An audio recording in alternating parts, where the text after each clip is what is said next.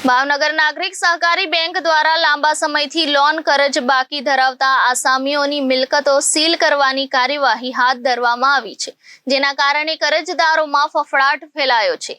ભાવનગર નાગરિક સહકારી બેંક દ્વારા બેંક પાસેથી લોન લઈ ભરપાઈ ન કરનાર આસામીઓને વારંવાર નોટિસો ફટકારી મૂળ મુદ્દલ તથા વ્યાજની રકમ ભરપાઈ કરી જવા માટે વારંવાર નોટિસો પાઠવી હતી। આમ છતાં લેણદારો દ્વારા રકમ ભરપાઈ ન કરાતા કાયદાની જોગવાઈ મુજબ આજરોજ નાગરિક સહકારી બેંકના અધિકારીઓ દ્વારા મિલકત જપ્તી અને સીલ કરવાની કાર્યવાહી હાથ ધરવામાં આવી હતી, જે અંતર્ગત ભરતનગર વિસ્તારમાં આવેલ કૈલાસનગર સ્થિત એક બિલ્ડિંગને સીલ કરવામાં આવી હતી। એ જ રીતે શહેરના ઘોઘા રોડ પર આવેલ રાજપૂતવાડામાં 2 મકાનોને સીલ કરવામાં આવ્યા હતા। આ અંગે વધુમાં અધિકારીઓએ જણાવ્યું હતું કે આગામી દિવસોમાં બાકી લેણદાર નિયત અવધિમાં લોનની રકમ તથા વ્યાજ સહિતની ચૂકવણી નહીં કરે તો મિલકતો ટાંચમાં લેવા સાથે સાથ જપ્તી અને સીલ કરવાની કાર્યવાહી હાથ ધરવામાં આવશે।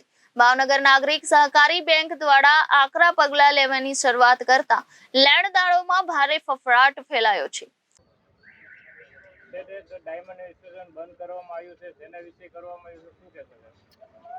હીરા બજાર આજે બંધની જાહેર કરીને સજ્જડ બંધ છે। આપ જોઈ શકો છો, એનું કારણ એવું છે, 2 દિવસ પહેલા ફાયર ઓફિસર દ્વારા હીરાના વેપારીઓ ઉપર ખોટી ફરિયાદ દાખલ કરવામાં આવી। ખોટી શબ્દ ઉપર ભાર એટલા માટે મેકું છું કે જે ફરિયાદમાં સ્થળ અને સમય લખ્યો છે એને સ્થળ અને સમયે જે વેપારીનો કે જે માણસોના નામ છે એ લોકો એ સમયે હાજર નહોતા, તો ફરજ બરોબર કઈ રીતની બને એ મને સમજાવે।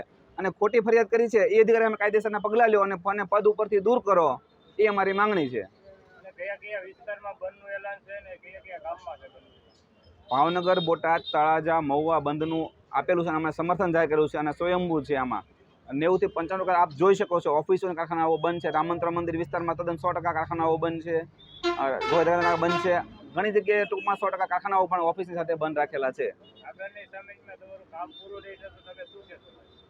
આગામી સમયમાં આ તો પ્રતિક બંધનું એલાન હતું, જો અમારી માંગ પૂરી નહીં થાય તો જે ભારતમાં લોકશાહીનો પાયો નાખ્યો મહારાજા કૃષ્ણકુમારસિંહે, એના સ્ટેચ્યુ સામે કાલ પ્રતિક ઉપવાસમાં બેસીશું અને છતાં પણ નિવેડો નહીં આવે તો સીએમ ઓફિસ સુધી આની રજૂઆત કરીશું।